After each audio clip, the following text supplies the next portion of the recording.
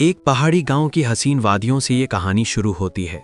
वहीं रहती थी लीला, एक साधारण औरत जिसका पति ईथन हादसे में अपाहिज हो चुका था। ईथन अब चल नहीं सकता था, लेकिन लीला उसका पूरा ख्याल रखती थी। वो दिन भर पूजा पाठ, कपड़े धोने और घर के कामों में लगी रहती, पर उसके दिल की गहराई में एक खालीपन था। गांव अक्सर बाहर से आने वाले सैलानियों को आकर्षित करता था। एक दिन दो अजनबी, एक लड़का और एक लड़की, वहां घूमने आए और लीला से पहाड़ी का रास्ता पूछने लगे। लीला ने उन्हें दिशा दिखाई और वे आगे बढ़ गए, मगर लौटते वक्त लीला ने उन्हें एकांत में नजदीक होते देखा। उस दृश्य ने लीला के भीतर दबा हुआ अधूरा जज्बात हिला दिया। वो बेचैन होकर घर लौट आई। उस रात लीला ने ईथन से बात करने की कोशिश की। ईथन समझदार था, मगर अपनी हालत से निराश। उसकी टांगों का ऑपरेशन हुआ था, पर थेरेपी के लिए पैसे नहीं थे। ईथन अक्सर उदास रहता और लीला चाहकर भी उससे नजदीकियां नहीं बढ़ा पाती। अगले दिन गांव में एक नया चेहरा आया, काई, जवान, जोश से भरा और मददगार। वो रास्ता पूछते हुए लीला तक पहुंचा। बातचीत के दौरान काई ने लीला को ऐसा अपनापन दिया जिसकी उसे तलाश थी। चलते समय लीला के पैर में मोच आ गई और काई ने उसे सहारा दिया।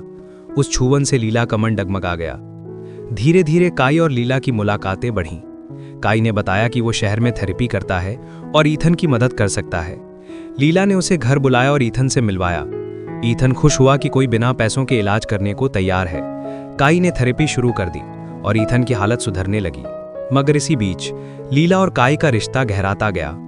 गांव का ही जैस, जो लीला पर पहले से बुरी नजर रखता था, सब देख रहा था। उसने चोरी छिपे दोनों की वीडियो बना ली। एक दिन जब लीला कपड़े धो रही थी तो जैस आया और वीडियो दिखाकर धमकी दी। उसने कहा, अगर मेरी बात नहीं मानेगी तो सबको बता दूंगा। मजबूरी में लीला डर गई और चुप रही। उधर काई ईथन का इलाज करता रहा और लीला से छुपकर उसके करीब भी आता रहा। धीरे धीरे ईथन चलने तो लगा, लेकिन उसके चेहरे पर मुस्कान नहीं थी। वो समझ चुका था कि लीला और काई के बीच कुछ चल रहा है, मगर उसने कभी कुछ नहीं कहा। रात को शराब के नशे में जस बंदूक लेकर पहुंचा। उसने लीला और काई को गालियां दी और धमकाने लगा। काई घबराया हुआ था, लेकिन तभी पीछे से ईथन आया।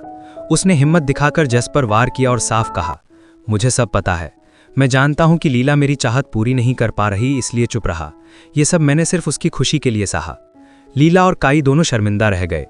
अगली सुबह काई ने गांव छोड़ने का फैसला किया। जाते समय उसने ईथन से माफी मांगी। ईथन ने शांत स्वर में कहा, तेरी वजह से मैं फिर चलने लगा हूं, इसके लिए शुक्रिया, लेकिन अब कभी यहां मत लौटना। काई सिर झुकाकर चला गया।